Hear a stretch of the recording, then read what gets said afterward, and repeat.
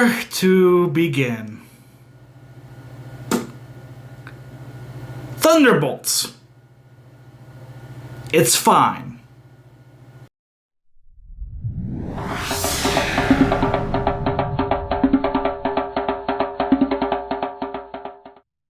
Yes, that's kind of my take coming out of Thunderbolts. It's fine. I think there's a lot to enjoy about this movie, and there's a lot we'll talk about here that are positives, but I do think it's a little bit overpraised, and this is where Rotten Tomatoes has taken that aggregate score away and just is giving you the 90%. They're not telling the full, I think, story of that 90%, high 80% movie with Thunderbolts. I think for a lot of people, this is going to be a solid 7 out of 10 movie, which for Marvel probably feels amazing as of late. But for me, maybe it's because I see a bunch of movies, maybe because I can remember some of the best of the Marvel movies, but this did not have that magic to it. Now, without going into spoilers yet, we will do a little bit of a spoiler talk halfway through. You'll see a huge spoiler section here, and it'll be a timestamp down below.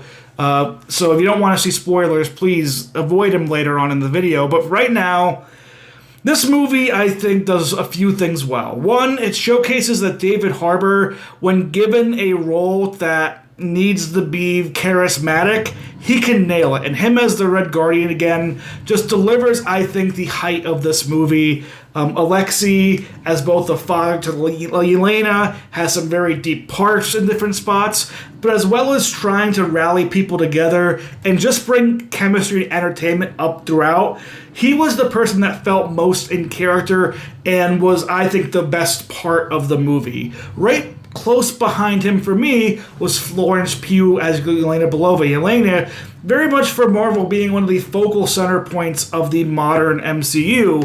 And I think Pugh does as much as she can, given what she has working around her. Yelena and her connection to Bob in this movie, I think, works really well because of the work Florence Pugh does. And I even think in different spots, she's really giving a depth to a character that you really only see in the best of the best in Marvel. Her playing off Alexei, I think, works tremendously in different parts of the movie, but what I think hamstrings her a bit is the cast that surrounds her, because unfortunately, everybody else in this movie, outside of maybe Julia Louis-Dreyfus and Geraldine Viswanathan, who play Valentina and Mel, who are kind of off in their own world, is bland and forgettable, and that includes Sebastian Stan as Bucky Barnes. I don't think he brings anything too energetic and great in this role, but people like, Wyatt Russell as, U.S. soldier, the failed Captain America, a U.S. agent, he has parts where he's trying to do some stuff, but again, character kind of felt bland and forgettable. Hannah John Kamen, who's playing Ava Star Ghost, if you think about Ant-Man and the Wasp, they don't really give anything character-wise for her. She's bland and forgettable. A lot of this movie is just extremely bland and forgettable, and it suffers because of those parts. Now, the heights of this movie surrounding Louis Pullman's character of Bob, which we won't talk in the spoilers too much, I think do push it along in terms of an interesting narrative arc. I think they pulled their punches on that narrative arc, and it left kind of a muted impact for me. I'm interested to see how people feel in comments down below, and I'll talk more about it in my spoiler section. But I thought that it really didn't go in as hard and in depth as it could have, and it left me kind of muted and being like, yeah, that's fine. I appreciate the idea, and I appreciate what we did see, but I could see beyond into greatness that could have been. And that's kind of just my thought, non-spoiler wise, on the Thunderbolts. The action pieces, the cinematography was good. The score was pretty decent throughout there. The chemistry between the team, not that great. I think David Harbour and Florence Pugh carried a lot of the chemistry of their characters. And I would have liked to see more communication between Julia Louis-Dreyfus's Val and the team itself throughout the different parts of the movie. She felt very much in her own side of world and stage, and again, I kind of wish we got more from Sebastian Stan as Bucky in this movie. Again, he came off as very bland, which is kind of sad for that character, but he definitely starts to feel like maybe he does need Steve Rogers to have that interesting, better factor to the character of Bucky Barnes. Rating scale, it gets a good gold. I think the entertainment is there. I think it has good laughs throughout. I think it has engaging ideas. But as far as what I think is the best of Marvel, it doesn't reach up into that platinum or even diamond levels. It's a perfectly fine MCU movie, and again, coming off the likes of Captain America Brave New World, people will love this just because it feels like you're stepping in the right direction. But it still feels to me like you're piecing together parts of the story, and it didn't feel fluid throughout the whole entire movie. Now, we're going to get into my spoiler section, so put the warning up, spoiler. So from here on out, if you don't want to be spoiled by this movie, please leave a like, and if you want to subscribe, go ahead, leave a comment, and come back after you see Thunderbolts. But we're going to talk spoilers now, so be ready here. It's spoiler time. The idea that Robert Reynolds is, Sentry, who is an extremely troubled individual that has had a troubled past, and so much of this movie dealing with mental health, I applaud that idea and attacking that. My issue, I guess, with it, though, is I don't think they went hard enough. We only saw, a couple scenes from Yelena. We got half glimpses of Bob and what he dealt with, and the whole entire joke that he was a meth addict that they played as a joke multiple times in the movie just fell flat for me. That wasn't something to make a joke and laugh about. The theater didn't laugh at it all that much, and yeah, it just didn't feel like we went hard enough. I would have loved it if the whole team got put into the void, and we saw the terrible, the struggle things that they all went through, instead of just being kind of told at the end of yeah, I have a messed up past, or yeah, I have things going on. Like the scene with John Walker and his wife and child, and him being kind of obsessive about his fall from grace, was probably the best thing that U.S. Agent had in this movie. And the fact we didn't get any of that stuff revisited and those characters fleshed out more is a huge lost opportunity. The fact that we didn't go more into Bob's trouble and everything Bob's been at, again, felt like we were pulling punches off this idea, and made, I feel, the tone of the second half of this movie, the third act of this movie, very muted and bland. I thought they were taking an interesting swing, and I think if you could have cut maybe a little bit of the earlier part, I don't think you need Julia Louis-Dreyfus as Val being on impeachment counsel. I think we could have played this out without that part, had them all kind of try taking each other out at the beginning of the movie where Taskmaster dies, and use that extra time to really get into the void and live in the nightmares of all of these people as they have to find each other and eventually find Bob. I think this could have worked a million times better and transcended itself into the top of the top Marvel type movies.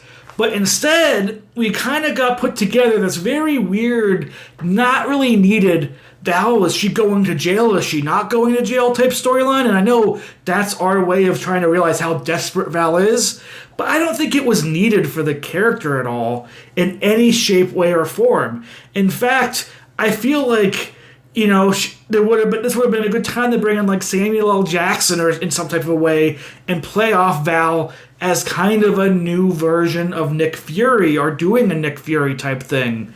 It just didn't work all that well, and even though Julia Louis-Dreyfus and Geraldine as Mel did an amazing job as those characters bring comedic elements and made the most out of what were very boring, bland scenes, I don't think they helped make this movie be better. I think you could have trimmed some of it out a little bit. We could have sped up the becoming a team part, or some of the beginning part, and that kind of first little struggle mirrored with the hearing, and just really get good character writing for all the characters in the Thunderbolts. Because what's clear left off here is it really was all about Yelena Belova. She is our lead in this movie, and we're really following her story throughout.